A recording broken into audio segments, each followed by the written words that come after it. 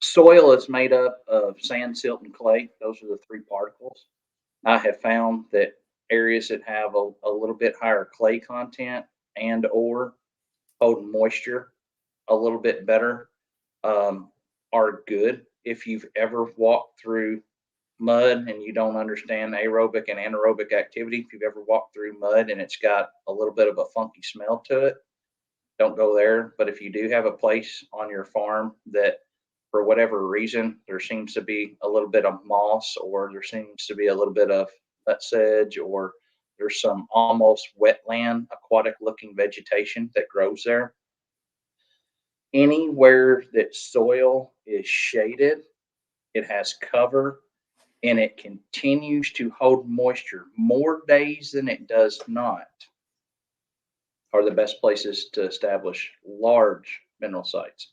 And I think people make mineral sites too small.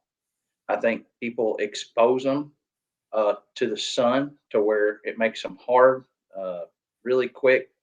Dry sites don't work well. That's where I will advocate for a block. I will advocate that if you don't have good soil, moist soil, or a higher clay content, I'm sure you've heard it too. People will say, "Man, I set that block up on a stump and they ate the whole stump." You ever heard that one? Yeah. You Oh know, yeah. I think the deer naturally like to take it in through the earth, whether that's the breaking down or decaying matter that's in the forest, or whether that's through soil content. But I like an area that's wet. I like an area that's in cover. And I try to think about the EHD aspect of how the gnat works and how it can be spread. So I never want to try to get my deer in a high concentration area either that would be, susceptible to an EHD or blue tongue outbreak. So I want it to be where that deer can just go up there and get to it. Now, another thing that I like to do, and I wish I didn't like to do it, but there's something that works about it, is it seems that if you will take trees that have several root, um, I guess, focal points that you can see, like if I look down at the ground and there's just a trunk of the tree coming up, don't worry about it. But if I ever see a tree that's got a lot of surface roots on it, if you will take and pour that salt in that area where those surface roots kind of come up and those areas create pockets, I think what it does is I think it helps hold moisture. And I think it actually entertains deer. I think it's no different than why people used to put a bowling ball in hog pens. I think they Mhm. like to dig and nose around. I mean, deer are.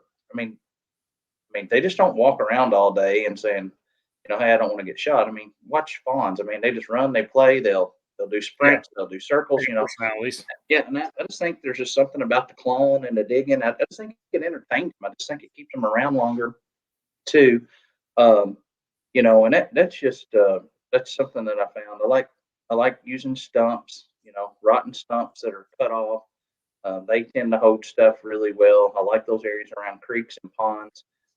Any of that stuff will work well. And I will tell people, if you have a soil that tends to be rocky or hard or it's fully exposed to the sun, hands down, no payment plan. Not coming from a marketing contract with any company that I'm working for. Doing for solid blocks are better than loose mineral.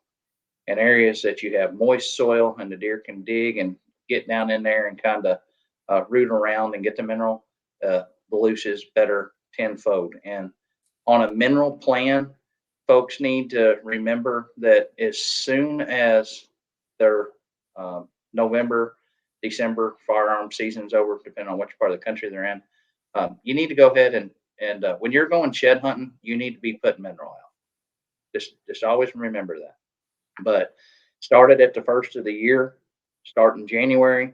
Know that, and we'll talk about Indiana, Kentucky, Tennessee.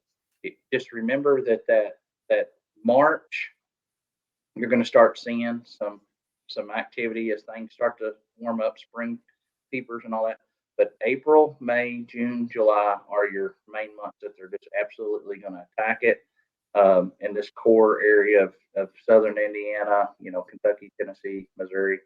And you're going to see a huge, huge decrease as soon as that velvet starts to become to the point to where they're either shedding it or it's not actually got blood flow going to it. And same thing with the does. You're going to see them pull away from it. But I will tell you this on your question: is it beneficial? Do they help? Watch how does will almost start to capitalize on mineral sites just about 3 weeks before peak rut happens. You pay attention to that. That's an assignment I give to you as a Hmm. friend. You start watching that, and that's where that kind of prenatal vitamin philosophy comes in with me. I think those does know that they're getting ready to be in the dance, and they're getting their body condition ready for conception.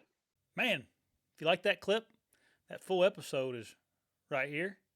And then hit that subscribe button before you leave.